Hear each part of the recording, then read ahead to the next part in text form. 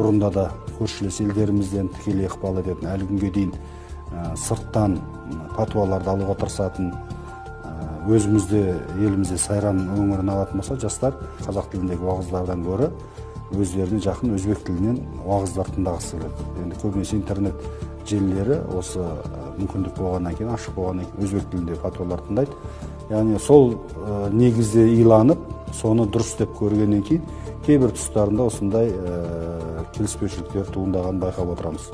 Өзбекстаннан былайша айтқанда бірінші ошақтың түскен жер осы жер болса, Сайрамнан көп азаматтар сотты болды. Білесіздер, Ділмұрат дегенде, Октам Заурбековте қарап тұратын болсаңыз, Абдурафи деген сияқты көп лидерлер осы ұлттан Сайрам несіне шыққан болды. Біз бағыттап, имамдарымыз көп жұмыс жасалып жатыр. Азаматтардың көзқарасын өзгертуіне көп ықпал жасалып